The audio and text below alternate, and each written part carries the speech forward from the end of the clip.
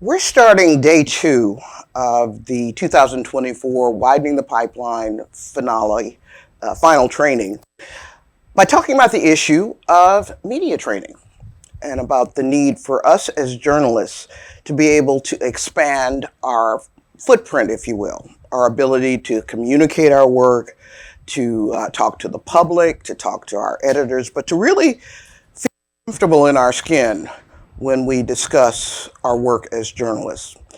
And we've been able to invite and have them accept our invitation to very expert and talented journalists. We're going to spend the next few minutes talking about the need for media training, what it's meant in their lives. And one woman is a veteran broadcaster, a national investigative reporter. The other woman is a print journalist who has made that pivot to being more involved in broadcast opportunities. So this morning we're joined by Tia Mitchell. Tia is the Washington bureau chief for the Atlanta Journal-Constitution. She's also a senior Paul Miller Fellow. So Tia will be talking about her experiences making that pivot to being more of a broadcast presence. And we're also joined by Caresse Jackman. Caresse Jackman is the National Consumer Investigative Correspondent for Gray Television. She was also a member of an earlier discussion that Widening reporter or fellows had about investigative reporting earlier this year. But Caresse has worked at outlets around the country, broadcast outlets, and broadcast journalism is her expertise. So they're going to be talking with us this morning about why media training is important and how it can really actually benefit your careers. So Tia and Caresse, thank you so much for joining us today. Thank you for having us. I want to start with you, Tia, because as I told them yesterday, when I started out in 1986, I had absolutely no desire or interest or didn't see the need to try to learn how to speak on camera. And so I want to ask you, well, first of all, give us some of your lived experience background and how you came to the decision to become a journalist. Oh, we got to go all the way back to grade school. Actually, in the second grade, I won the Young Authors Award in my school out of all second and third graders at my school. And the book I wrote was called All About Fish. And it was a striking piece of nonfiction about how much I love fish because they were pretty to look at, but also good to eat. And so that really, I consider that my first journalism award because, again, it was a nonfiction book, which when you think about what second graders are usually writing, usually you would think they would write fiction, right? So even at a young age, I enjoyed nonfiction. And then I think it solidified in high school when I started to fall in love with I Know Why the Caged Bird Sings. And I kept reading the subsequent memoirs of Maya Angelou. And I began writing for my school newspaper in high school. But I also will say, and this is probably a discussion for a different day, but since you guys are here, I want to say this to you all. I did not necessarily have a career mapped out that said, I'm going to do this, and then one day I am going to be on TV, or one day I am going to be at the New York Times. There's nothing wrong with that. That just is not my story at all. So in college, I was like, I'm a journalism major, but do I want to be in journalism? It just so happened journalism is the job I got out of college. So in some alternate universe, I'm a PR person in Orlando, right? So, and once I got in journalism, it wasn't even like a conscious decision to stick with it. I took the GRE. I was looking at other career fields, but it's just, that's where life led me. And then eventually I took a beat in political journalism, and that's where I said, this is where I see myself. It wasn't until I took a political journalism beat in Jacksonville at the Florida Times-Union that I said, oh, I like doing this. Because before it was just, that was my job, but I wasn't sure it was my career. And so I say all that to say, and I'm going to close with the famous philosopher who said, if you stay ready, you don't have to get ready. Mm-hmm. And that has been my career, but that is also kind of my TV angle that we'll talk about. That philosopher, by the way, was Deion Sanders. But that is, so I didn't necessarily say I'm going to set out to do this, but when opportunities came my way, I tried to make sure I was in position to make the most of those opportunities by being ready, by being present, by being willing to say yes, even if it was out of my comfort zone. So that explains why I'm here. I never thought I would be a DC journalist, let alone Washington bureau chief of the Atlanta Journal-Constitution. I never thought I'd be sitting at a desk with Wolf Blitzer. You know what I mean? So, but I just took the opportunities as they come. I'm going to ask you to share your lived experience and your background with us as well in terms of how you became a journalist. Well, first of all, I want to say I'm fangirling over Tia right now because I grew up in Metro Atlanta, so I love the AJC. I grew up reading the AJC, so I just want to say you do an amazing job, the AJC. But no, for me, I was born in New York, and typical Caribbean parents. I moved to New York first, and then they trickled down. So I was born in New York and raised in Atlanta, in the DeKalb County area, and I fell in love with the medium of broadcasting when one day I was sitting down and I was watching 60 Minutes with my parents, and they were always news junkies. They always loved it. And they had an episode where they were talking about Jonestown in Guyana. And that's where my family's from. And when my parents were growing up, they just listened to the Jonestown massacre on the radio. If you don't know about Jonestown, this is the drink the Kool-Aid Jim Jones. He brought people to South America, and that's where, sadly, the massacre happened. And I saw the look on my parents' faces when they were finally able to see the images. Because in the 70s, they didn't have the TVs. They just had radio in Guyana. So that's when I noticed I was looking at the image, and I looked at my parents, I looked at the image, and I said, wow, that's powerful. And that's where I fell in love with television for the first time. And then just like Tia, in middle school and high school, I just fell in love with just writing things, writing newsletters and all of that. And that encouraged me to go to the University of Georgia, go Dogs. And when I was there, that's where I fell in love even more with broadcasting and everything. And actually, I didn't think I was going to be, just like Tia said, I didn't think I was going to get into investigative journalism. My goal was to be like a Christiane Amanpour, right? I wanted to go across the world and like go to all these crazy places and all this kind of stuff. And my mom was like, are you sure about that? I was like, yes, I want to. But it wasn't until I got my start in Mississippi, behind the scenes first as a producer. Then I went on to report in Columbus, Mississippi, which was 2 hours north. And it wasn't until I moved to Flint, Michigan. And I was there in real time as the Flint water crisis was happening. And I was like, something doesn't add up. Like, it's not making any sense for the state to continue to say the water is safe, don't worry about it. But the people are breaking out in rashes. And that's where my curiosity was like, I don't know if I trust what the state's saying. And it continued to make me feel like I need to unravel more and more and more. And that's why I fell in love with filing open records requests and seeing what the state was saying. And I said, I want to do this. You know, it was never my intention to even want to anchor, really. I just fell in love with investigations. And so I left Flint, went down to New Orleans, did a little bit more investigative reporting. I asked for the position. They said, well, we have 3 people, so I don't know. And I said, all right, well, bye. And I went up to Nashville, Tennessee, where I had my official position. And from there, Gray Television bought our company. And I remember, this is why you never burn your bridges. You always do your best job. Because when I was in New Orleans, I was at Channel 4. And now who's my boss was at Channel 8. And I remember when he was traveling the country to different stations, he said, you know, he was stopping by, and I asked my agent, I said, can you remind him that I worked at Channel 4? Can you just tell him that? And he remembered me. He said, you were solid. You did great work. Let's talk. Right. And that's how I got the position here. I moved to DC, and I've been here for like 2 years now. So just like Tia said, I mean, I never thought I'd be doing investigative journalism to this magnitude. I enjoy it. I love it. And I'm just happy to be here. And that's how I fell in love with broadcasting. I'm going to share my lived experience again because I can. But there's an important message that I think I want both of them to speak to after I do that. I wanted to be a journalist because my father, Lewis, worked in a grain mill for 40 years, helping load bags of grain onto the barges on the Ohio River.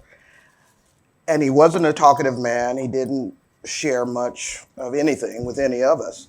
But every night at 6 p.m., we all had to sit down and be quiet because he was watching Walter Cronkite and David Brinkley and that whole sphere. And he was just, riveted. And he was always someone who kept up with the news. And so I remember holding a hairbrush, standing in the mirror, and saying, Rachel Jones, CBS News, whatever, mimicking their voice, their intonation, whatever, because I felt like if he's that into them, maybe there's, whatever. But I say that to say I had no images or role models of certainly people of color in general, but certainly not Black women, women with melanin in their skin on TV doing news. And so I'll start with you, Caresse, because your personality and your energy, and I keep telling her she's got the best smile in broadcast.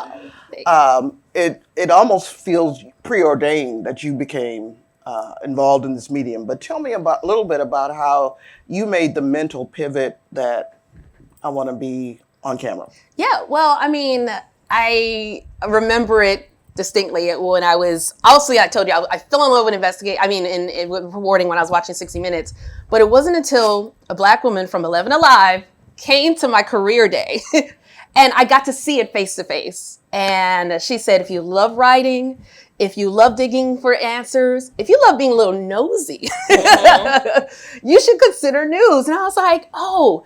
And the thing is, I grew up in Atlanta, so, if you know Atlanta, it's a Black mecca. Like, Black people are successful in so many capacities.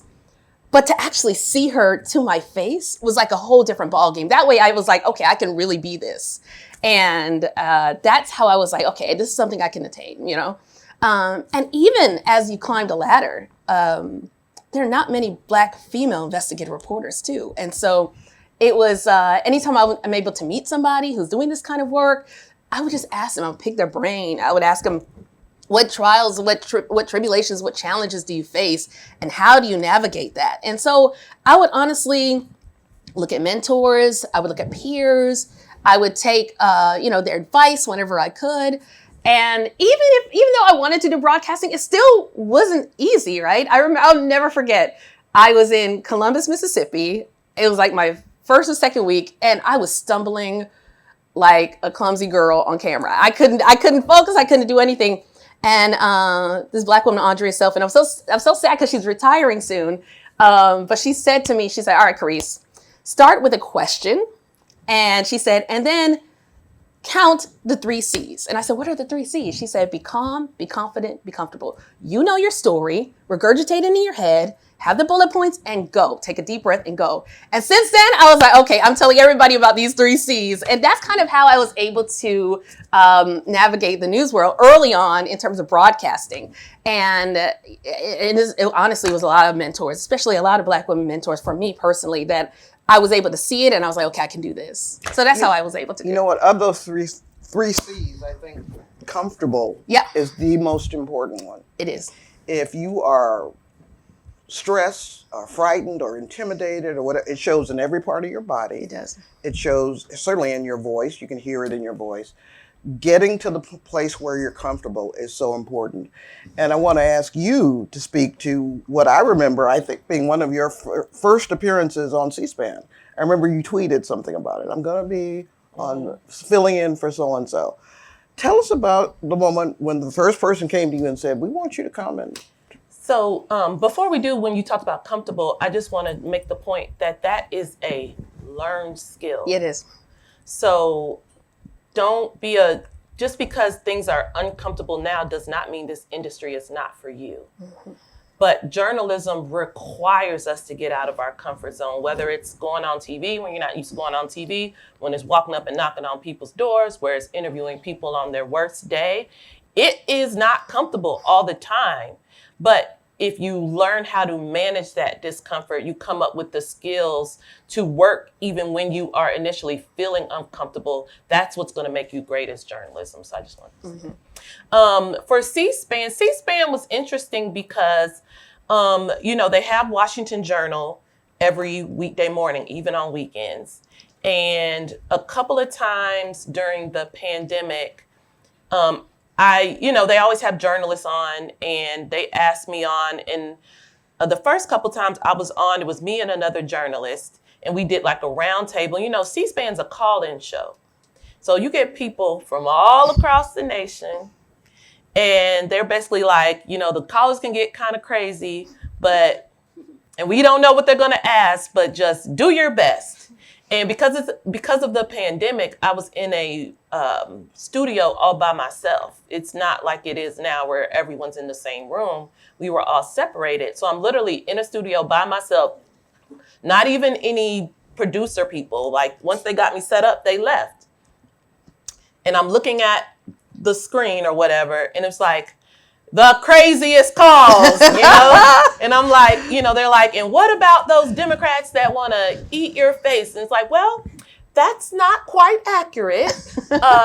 Here, and I just did my best to like answer, give good information and give good context and be knowledgeable. And so I did that a couple of times, and wasn't sure anyone but like the news junkies at the Capitol who like keep their TVs on C-SPAN because they're waiting for like the Senate to come into session were watching. But the executive director of Washington Journal asked me to lunch, and I was like, okay. And when she did, she was like, you're doing really well as a guest. We would like to train you to be a fill-in host. And I was like, oh, that sounds cool. You get a little money. And so, but being a fill-in host was, again, not being from the broadcast world, learning. And this Washington Journal is a 3-hour show. So I have to wake up when I do. I haven't done it in a while, which is I do too much other TV now. Washington Journal says I'm overexposed. Anyways, but I would wake up at 3:30 to get there around 5:30, because the show is live from 7 to 10. So learning how to manage calls, guests, phones, the names of the people are on the teleprompter, learning how to pronounce Worcester and not say Worcester, Massachusetts. Yeah, it's spelled like Worcester, but it's pronounced Worcester. And a lot of times I'd be like, excuse me if I pronounce this wrong, just correct me, dear caller.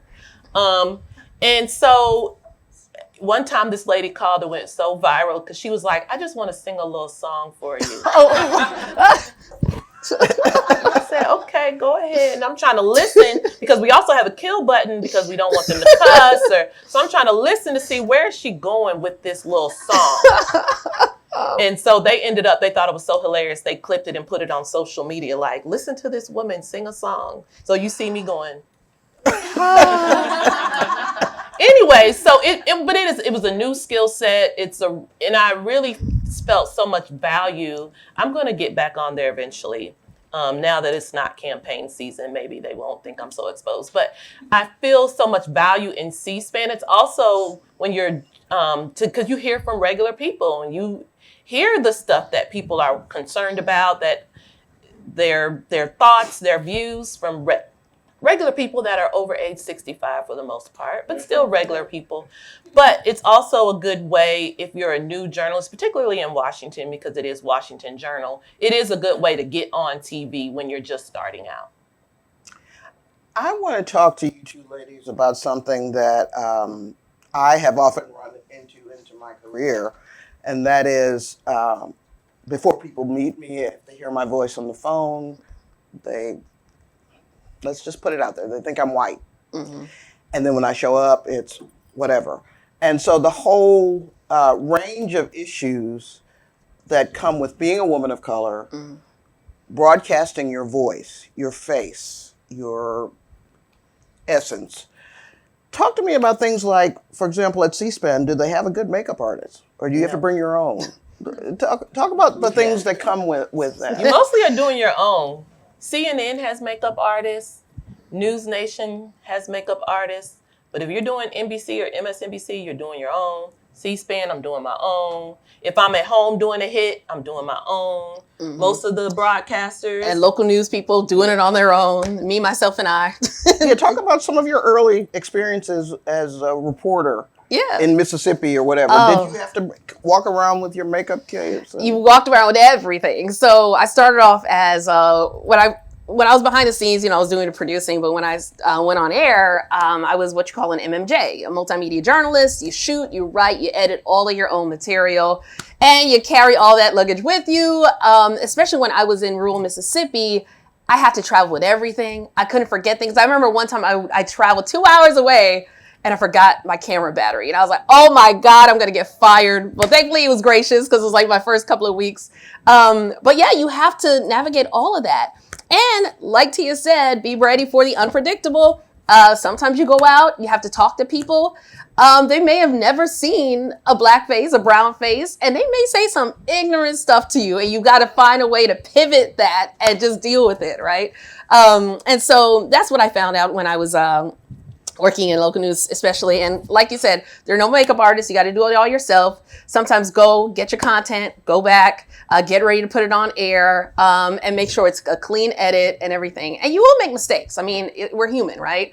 It's how you learn from those mistakes, though. And yeah, and it's like you said, that voice that you have to have. I'll never forget one time I had to interview David Duke. If you guys know anything about David Duke, he's a former Grand Wizard of the Ku Klux Klan. And I remember having to, there was like a big protest that was happening at Dillard University. It was at HBCU in Louisiana. And they were like, all right, Caresse, we talked to the protesters yesterday. You got to reach out to David Duke. I said, come again? I got to interview who? And they're like, you got to interview David Duke. And I was like, all right. And so they're like, here's his number. He may not, and they were trying to calm me down. They're like, he may not even answer. This man answered on the first ring. So I was like, and I don't know if you ever seen that movie, Black Klansman, but I don't know if you remember when he picked up the phone and called David Duke and the entire police department turned around. That was my newsroom. So they all were like, oh, she's on the phone with David Duke. And I was like, hello, Mr. Duke. My name is Caresse Jackman with Eyewitness News. How are you? He was like, I'm fine. And he said, and I remember I told him, like, we're just trying to get your side because I know you're running for Senate. Dillard is opening their doors to you. A lot of students are upset about this, and we just want your take on it. And he was like, sure. Is it going to be live? I said, no. We'll come to you. And he's like, okay. And I remember it was me and my coworker, Vinny, and he's also African-American. And I remember he got in the car. He's like, where are we going? And I was like, we're going to David Duke's house. And he was like, huh? And I said, Vinny, okay, this is what we got to do. I said, Vinny, you're going to leave 9th Ward, New Orleans here. Caresse, I'm going to leave Decatur, Georgia here. And we're going to get our mental caps on. And we're going to go. And we're going to focus. And we're going to do this interview. So we show up at his house. Well, he said it was his office, but it was like a house. And it was like 45 minutes away. So the entire time, I'm just mentally preparing for what I might hear. I'm mentally preparing for what the story's about. Just trying to get in the game.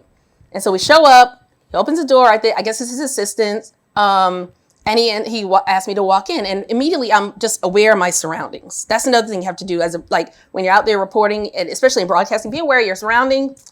And he was talking to like a mic and a camera, and then he stopped it, and I just felt this weird vibe in the room. But I was like, you know what? I'm just going to go in and do this. And as my coworker was setting up, it was the longest setup in my life. I was like, this is taking so long, but he did it, and so we sat down and we just started the debate off. I mean, we started the interview off just talking about, the feelings of the Dillard students. He said, we have a right, freedom of speech. I said, that's accurate. But as he started going into some of his beliefs of Black people, of the Black Lives Matter movement, I had to politely check him and bring out facts, and say it's not a movement that is anti-police. It's to raise awareness about systemic issues, So anytime I'd let him finish, but I'd continue to counter him, as a reporter should. And I remember we were leaving, and I'll never forget, he pulled out his phone from a bookshelf and he said, I just want to let you know, I was recording this whole thing, so make sure it's accurate. And I looked at him and I said, I'm always accurate, sir. Have a blessed day. Yeah. And and I walked out. And I remember, I'll never forget, I walked back, and I'm pretty sure he didn't think I was both a black woman and a black man would walk into his house, right? But I remember we got back to the station, and everybody was like, bravo. And my coworker, who's an investigative reporter, one of my mentors, he's Jewish. He was like, how did you do that? I said, I don't know. I just found a way to just mentally prepare. And I think that you are going to come across things like that in your career, in your broadcasting career, any journalism career, where you're going to meet people who don't look like you. You can look them face to face. No, they don't like you. And you have to pivot, and you have to prepare for that. And sometimes you're not, but you're going to have to do it anyway. And I'll never forget they had the protests the next day again, and people got pepper sprayed. I got pepper sprayed. It was crazy. But at the end of the day, that's how you deal with it. You know, you're sometimes going to be the only person in the room that looks like you.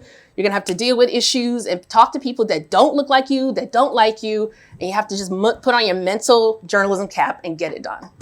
Speaking of stress, this past year for you has been incredible in that regard, in terms of the election, but also NABJ.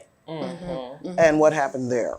So I want you just share a little bit with us how you get through those moments when you have to tell somebody, explain something to somebody, and you're going through it at the same time.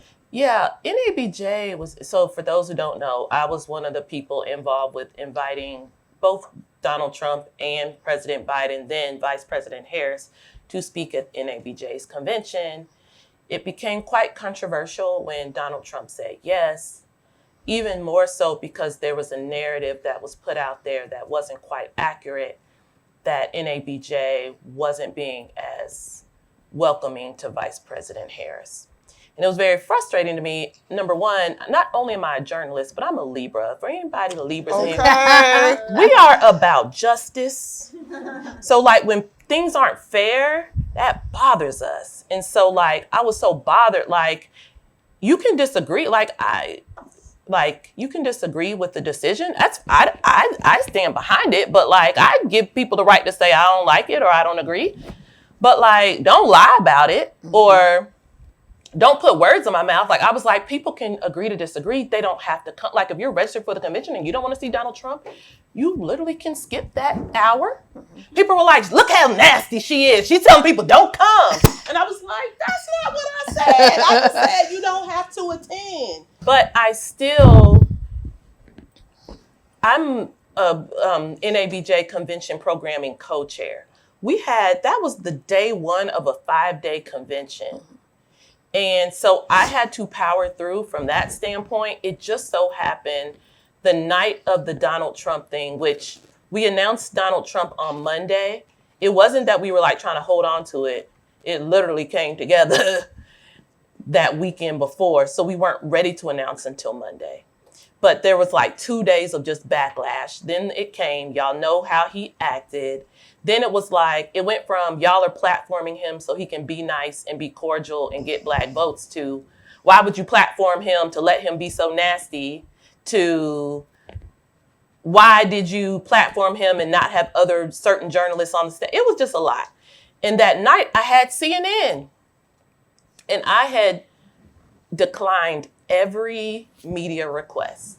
Because I don't speak for NABJ. So yes, on social media, I kind of outed myself, not thinking those tweets would go viral and make me like the face of it.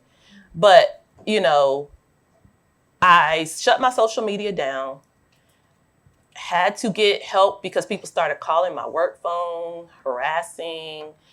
You know, there were some bad actors on social media who were fueling flames. But that night I went on CNN, and what I wasn't going to do was burn a bridge of a network that had been great to me, but particularly the host was Laura Coates. And Laura specifically has looked out for me. Laura has specifically told her producers, Tia hasn't been on my show enough, find a spot for her on a show. And so what I wasn't going to do was pull out at the last minute on Laura Coates. And so that's the only interview I did. She asked me about it. She was gracious enough to let me say, basically what I said, like, I give people the right, but we stand behind it. And quite frankly, I think we made news. Quite frankly, I think we proved the haters wrong who said we weren't going to be able to ask Trump tough questions. So my lessons learned, was like social media. Even recently, just this past week, I had a Facebook friend who was like, I wonder if NABJ looks at themselves and is ashamed. Ma'am, why are we still talking about this all these months later? But because she was a friend, we had a private conversation. I didn't say anything on her status. I had to temporarily, well, even now, Twitter is not on my homepage. And, we're moving on from Twitter, but unfortunately, it's a tool that journalists still use, so you can't completely move on. But it's not on my homepage. I got to take extra steps to open Twitter. That's like a reminder to myself. I share less. So it made me rethink social media. Beyonce ain't responding to all her haters. And not that I'm Beyonce, but we can think about Beyonce's mentions are on fire, in the last 48 hours, I'm sure. Mm-hmm. Does she feel the need to respond to everybody asking her why she's moving the way she's moving right now? But did she still show up with Blue Ivy at the Lion King premiere last night? Mm-hmm. Clock it. That's all I'm saying. Clock it. Mm-hmm. And so, it just made me rethink that. I have to tell you that I saw Tia that night or afternoon. I think it was the day after. And I was so impressed by how she was withstanding all of it. And I think maybe part of it was because your mother was in town. My mom loves going to NABJ. And she just is like the mom at NABJ. She had that support, but I was just so impressed by her gravitas, her ability to just say, it is what it is. And, we got through it and we will get through it. So kudos again to you for the way you handled that. We are going to have to try to stay on schedule, but I want to do a quick show of hands before I open up for questions. How many of you have never done any kind of stand-up media appearance at all?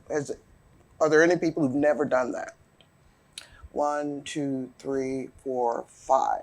Everybody else has had an opportunity. I want the two of you to talk to those 5 people and give them 2 or 3 pieces of advice or guidance or inspiration about taking that leap. Good idea. I'll start with number 1, don't be afraid to say yes and try it. I have coworkers who don't do TV the way I do. And they'll be like, oh my God, CNN called. Just do it, right? It's 5 minutes. It'll be fine. You know your stuff. So the 3 C's, which are amazing. So I would say, don't be afraid to say yes if the opportunity comes your way. B, you do have to do your makeup. If you get a makeup artist and they ask you, do you want lashes? Your answer is always yes, ma'am. Okay. Now, men, you're going to say, oh, I'm a man. I don't need makeup. No, yes, your answer is yes, you do. Now, you can wipe it off as soon as you leave, or you can take that glow with you for the rest of the day. Either one is your business. But yes, take the help if they offer the help. The other thing is just one of my first national appearances for the AJC was MSNBC during campaign season. It was like a 1 a.m. hit. And I said yes anyways, even though that was bedtime.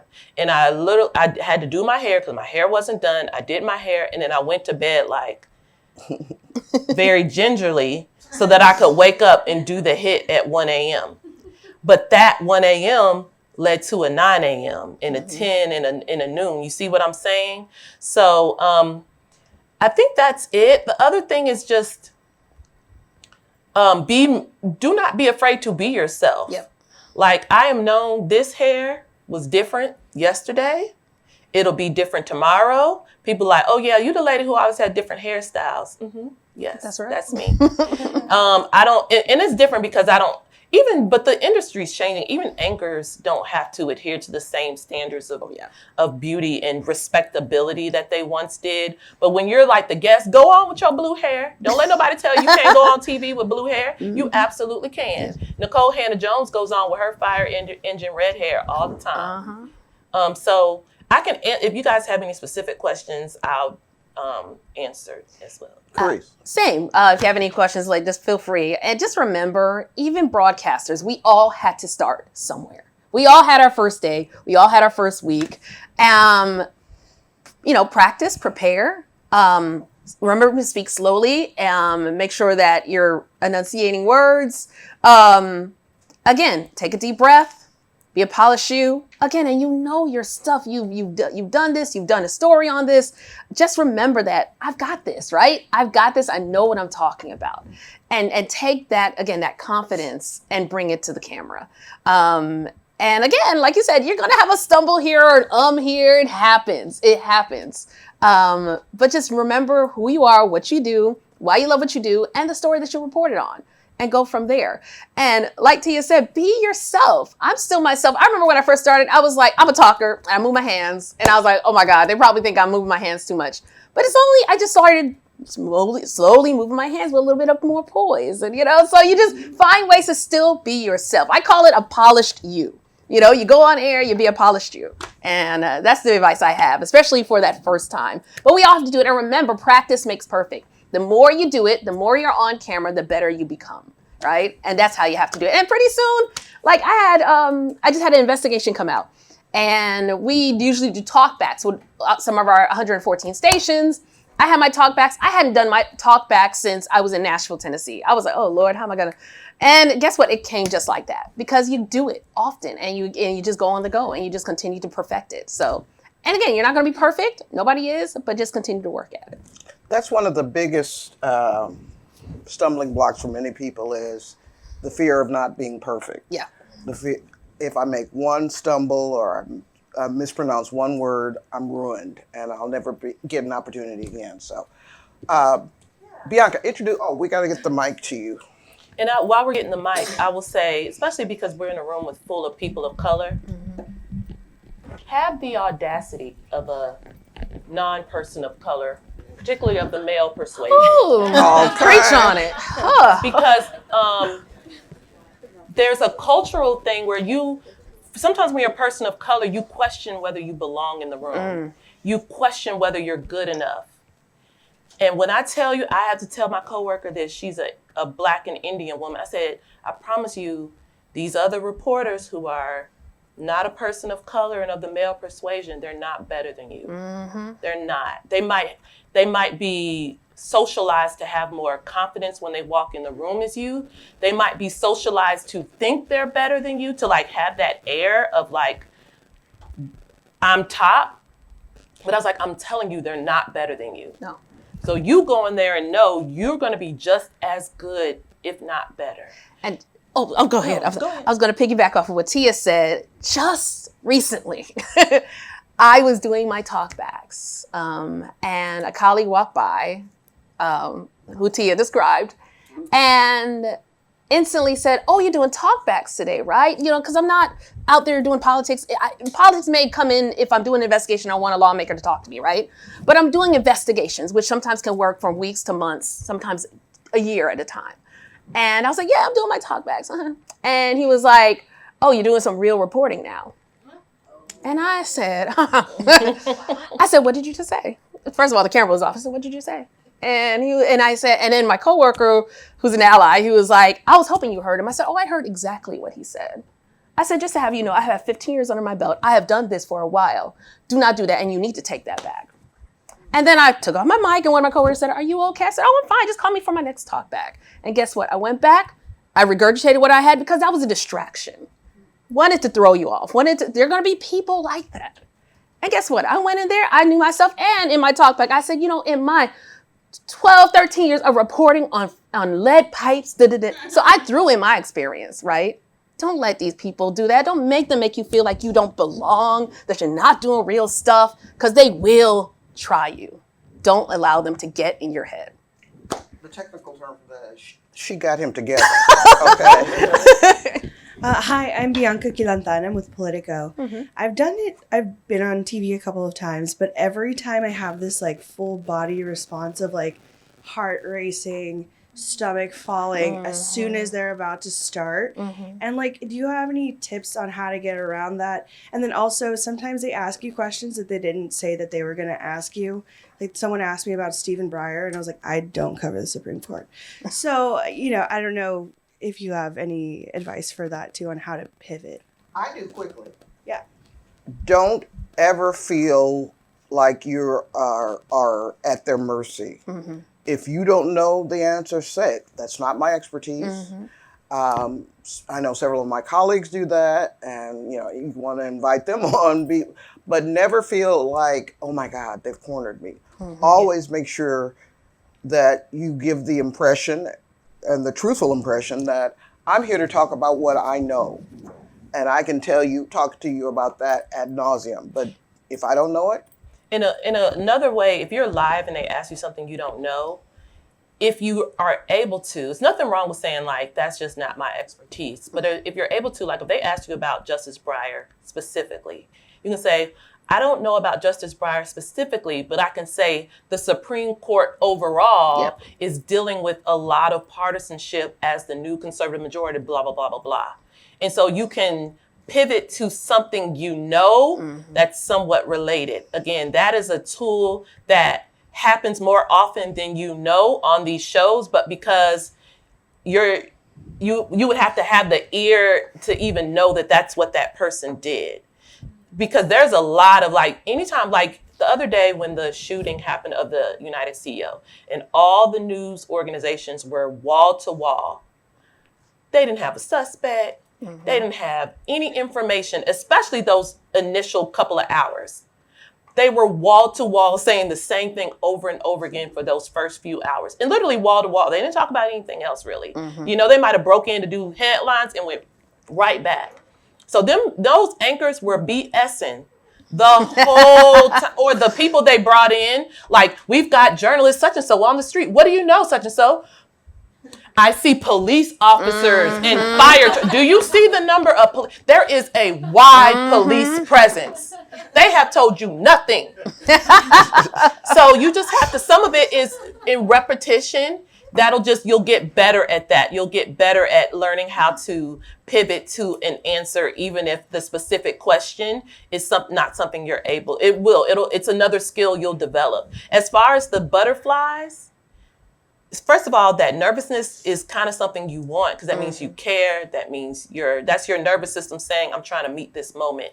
So don't be afraid of it. Honor it, like tell yourself, okay, body, I know you're nervous, but I can do this. Do your deep breaths, build yourself up and then give yourself credit on the back end. Like, I did it. And like you said, I know it's nerve wracking hearing that 10 seconds, 5, 3, 2, 1. I know it's hard.